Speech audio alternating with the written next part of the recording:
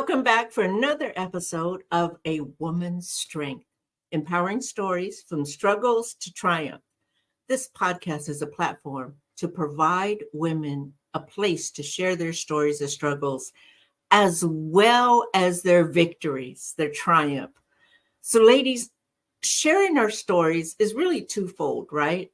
It not only helps a woman who is struggling at the moment, gives her hope, gives her suggestions and tips of how to move forward, but it also helps the woman who's sharing her story. It helps that woman to remember where she was, how far she has come, and that the horizons are even bigger than what she could ever imagine.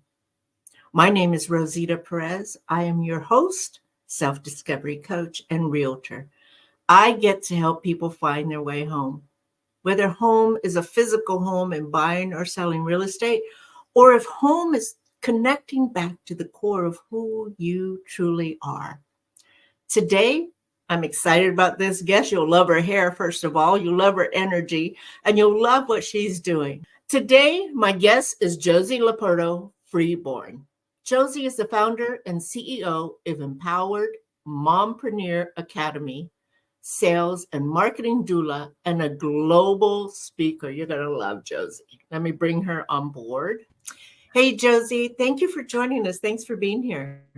Oh, thanks, Rosita. I'm so excited to be here with you. I've been looking forward to this for a while. Yeah, we've been hitting and missing each other, right? Yeah.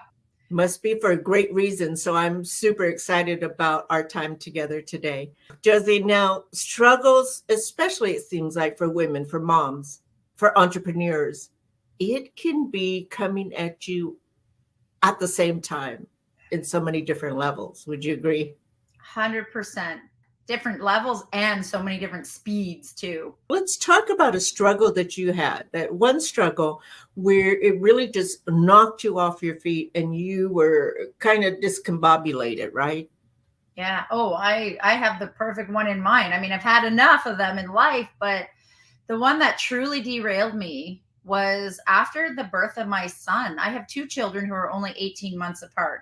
And I met my husband, got married, and then had a child, 2 years into it. I had two babies, 18 months apart, I should say. And after he was born, I thought life was hard with one child, but then I realized it was super easy with only one, because with two under 18 months came a whole realm of other responsibilities and other expectations that I put onto myself. And I was, navigating along until one night when I had just finished nursing him and he went limp in my arms.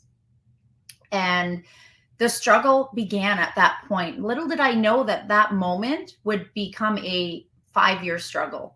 He ended up aspirating on some milk, stopped breathing, and went limp in my arms. I thought at that moment that I was going to lose my baby boy, my little guy who was only 5 days old. He was born in December. Fast forward, we called the paramedics and he was fine, thank God.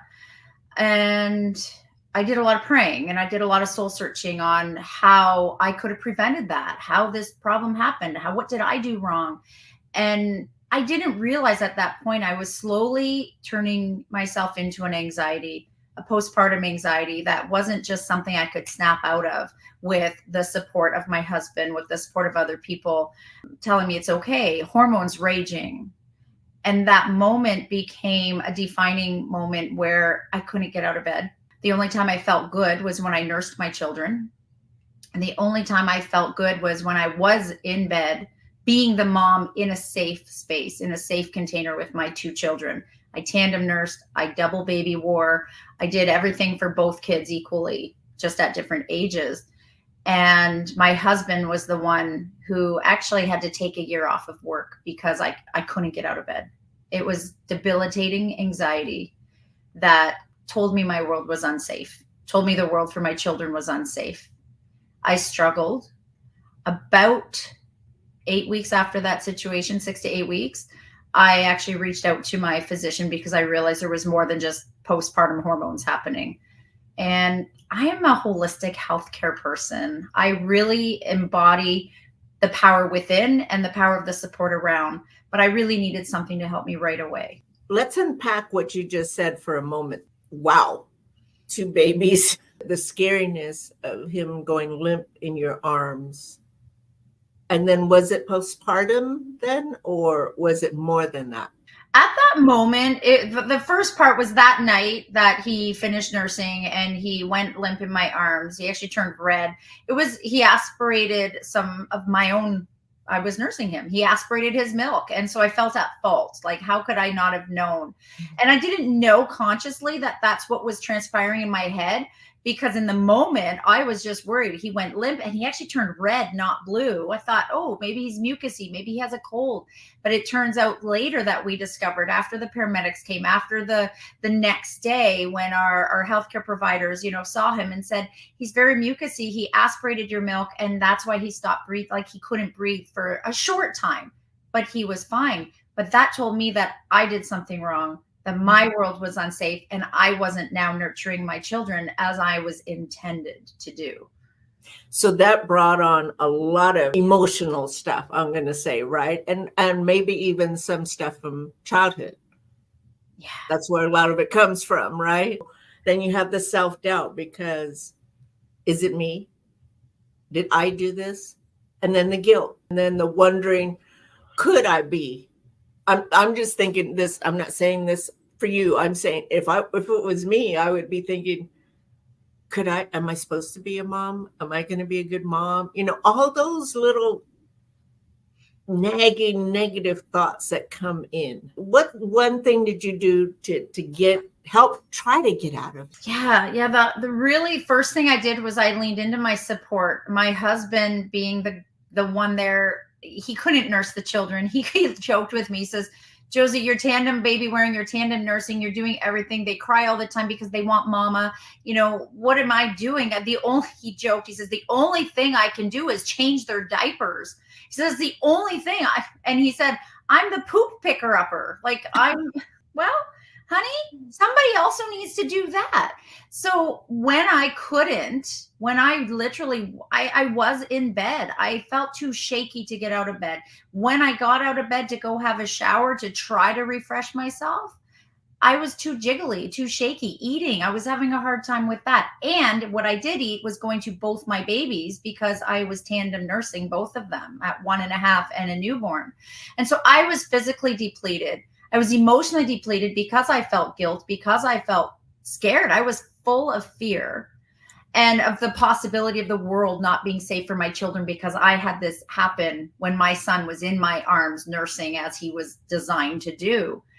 And what got me to get out of that space, with the first step literally was a step of my feet out of bed, standing at the foot of my bed, and my husband telling me, you're going to laugh, do jumping jacks. What?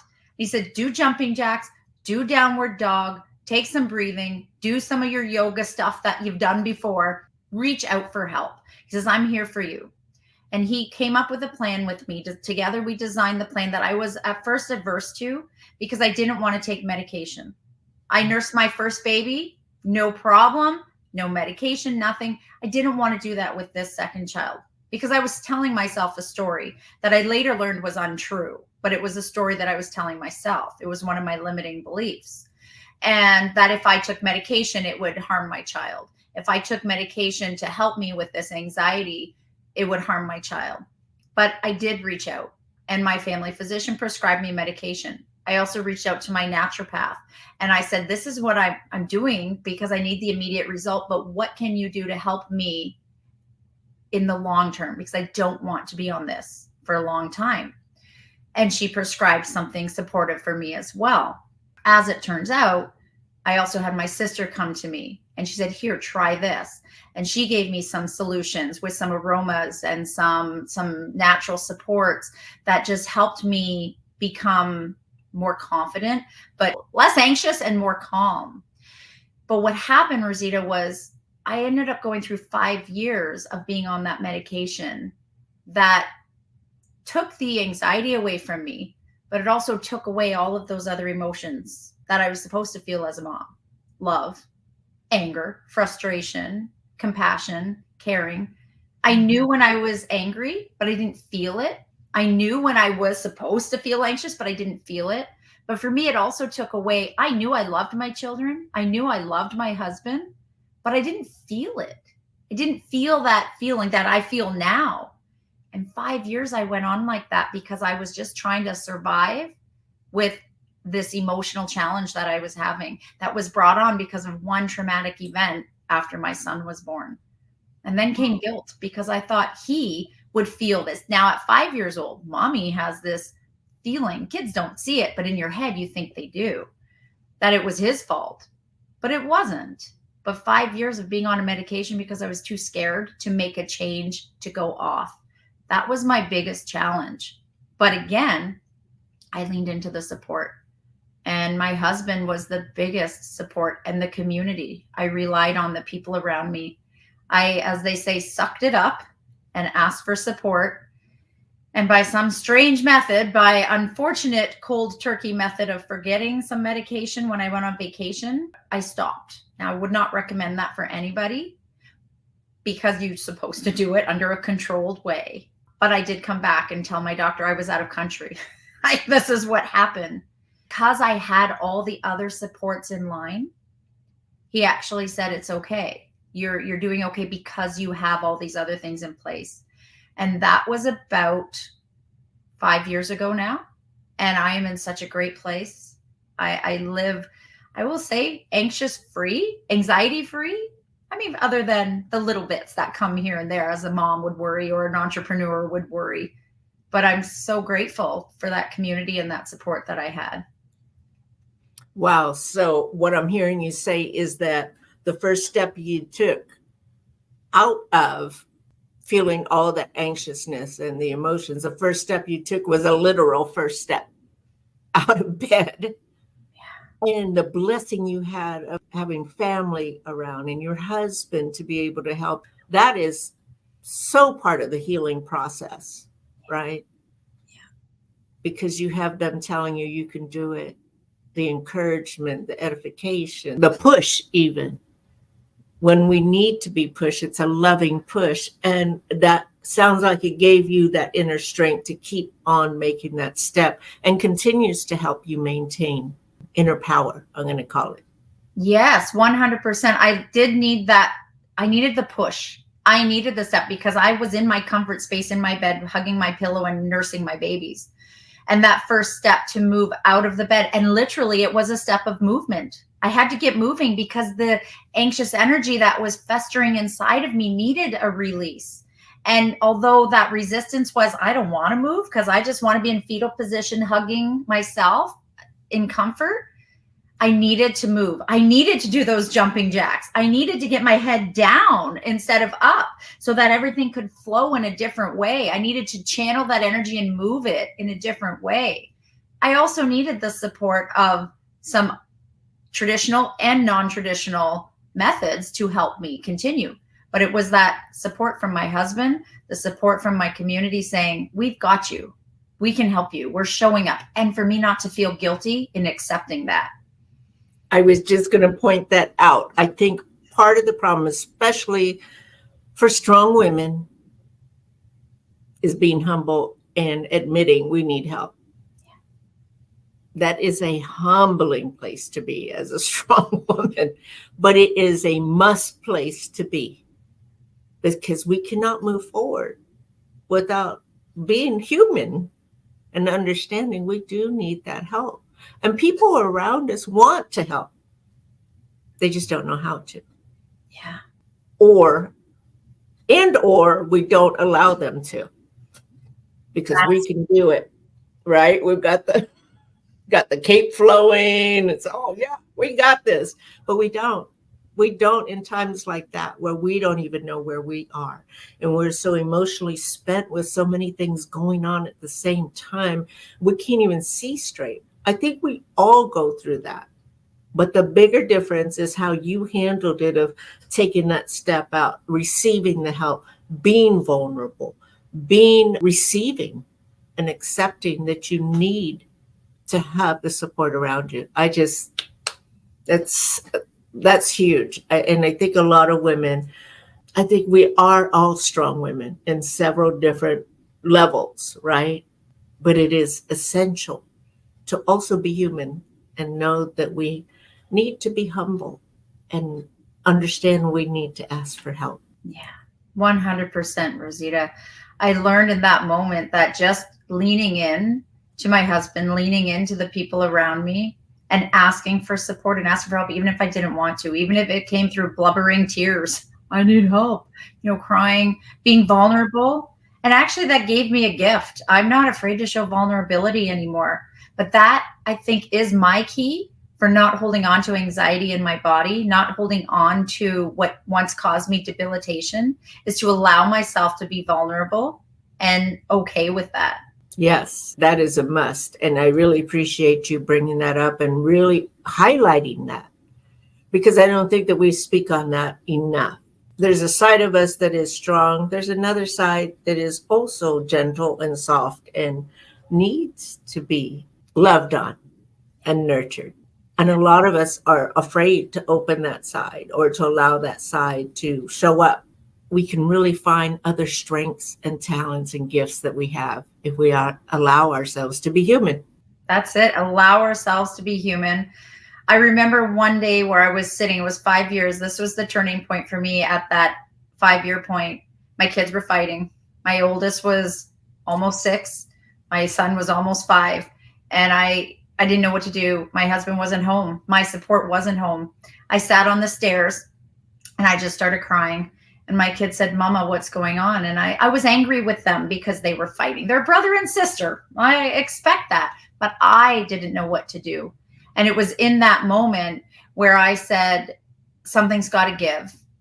But in that moment, I felt that I was going to be the one to give, that I didn't want to coexist anymore, that I did not want to continue anymore. But I knew deep down in my heart, my kids were my life. My husband was my life. I have a life. So in reality, I did want to be here. But me simply saying, I don't want to be here anymore, meant I don't want to be where I'm at in this moment anymore. Not I don't want to not be here anymore. Not that I wanted to end my life, but the fact that the thought popped in my head made me realize I don't want to be in this place anymore. And that's when I actively reached out to get support, to change what I did in my lifestyle so that I would be able to finally feel the positive emotions, even when my kids were fighting, to come at it from a place of love instead of from a place of, I don't know what to do anymore. And that really helped me step into my role as a parent. And after that, grow into who I am today as this, entrepreneur, mama, wife, friend, and be happy with myself. That's a huge thing, just to accept yourself for who you are, period. No matter who's watching, no matter who agrees, but to authentically be connected with who you are. I love that. And I love the distinction you made. I don't want to be here in this situation, not here on earth. Yeah. Because there is a difference. And I love how you articulated that so that it's okay to understand, I don't want to be here right now. That doesn't mean that you want to pass on. I'm going to put it like that. Yeah. That's big. I love that. That's a big nugget for me. And you know what, Rosita, to communicate that to my husband was probably the most scary moment in this whole, my ordeal started 5 years before, but coming through it and then having that still, like I was embodied in this moment still, like this 5 years before still was traveling with me in this, who I was becoming. But then to say to my husband when he came home from work, I need to talk to you, and to say to him, I don't want to be here right now. I don't want to be here anymore. And his thought was, first of all, oh my gosh, my wife doesn't want to live anymore. And I said, that's not the case. I want to be with my family and my husband and my whole life I love, but I'm in a bad place right now where I can't be in this moment. I need to do some changes. And he just said, whatever you need, honey, whatever you need. And it was just by some divine intervention that life brought me. I had to take a trip away. The events of that trip brought me to a point in my life where I was able to make those necessary changes. And when I came home, that was the beginning of where I'm at now in my life 5 years later. So in a way, I can say I was kind of reborn into the me who I am now only 5 years ago out of my 48 years in life. First of all, let me say you were blessed with the perfect husband. Not everybody can handle that, whether you're a husband or a wife. Not everybody can handle all everything that we go through, right? And the fact that he, whatever you need, honey, supported you, took a year off of work and just still nurtured you. I mean, that's a whole nother show to talk about how you picked the right husband. Let's get back on and talk about that. I got a story about that too, Rosita. It's a good one. I manifested him. There is a story. Yeah, seriously. I'd love to have you back on to just talk about that, because I know for myself, I've been through 2 divorces. So to hear your story, to hear how, yes, marriage can work and it's done together, that it is possible. So I do want to have you back. I'm just going to say that. So save some time for me in your calendar. Let's schedule it now because it's booking up. Yeah, I know it is, because you are blowing up. So this is my favorite part, Josie. Share with us the victory through all of that. Share with us the victory of where you are today. I am blown away, Rosita, that I get to live the life that I have right now. And I live this life because of the challenges and the adversities that I have faced.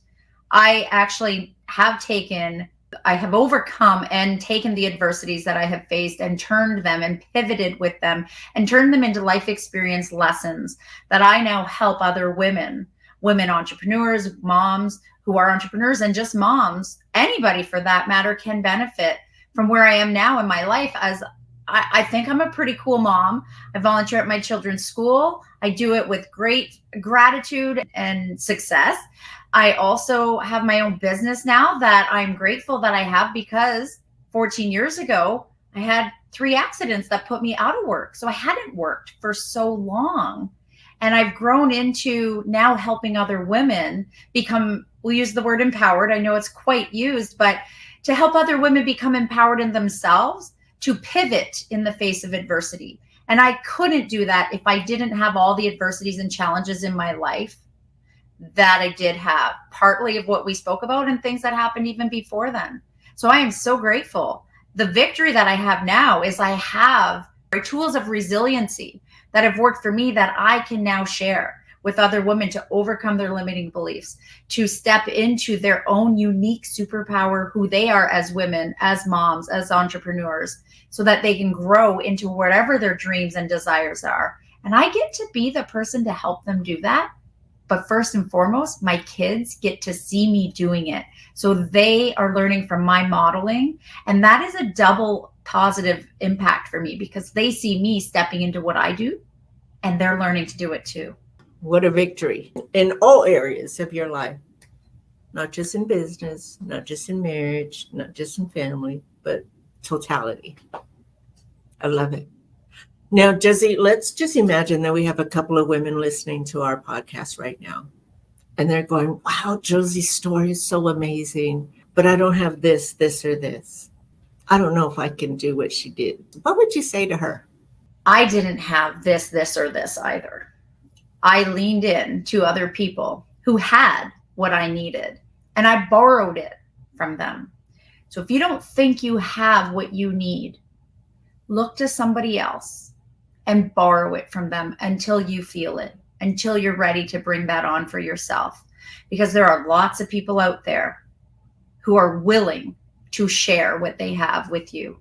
And don't be too afraid to ask for support and help. I love that concept. Borrow. I'm of Christian faith. I love Jesus. And he always seems to put the right laborers in my path to be able to walk me through this part of my season with grace, with mercy, with kindness and gentleness, right? Not to make me feel guilty or sad or shameful, but to help me rise from the ashes. I'm going to put it like that. And so I love how you use the word borrow it from someone else. What a concept. You should make that a tagline.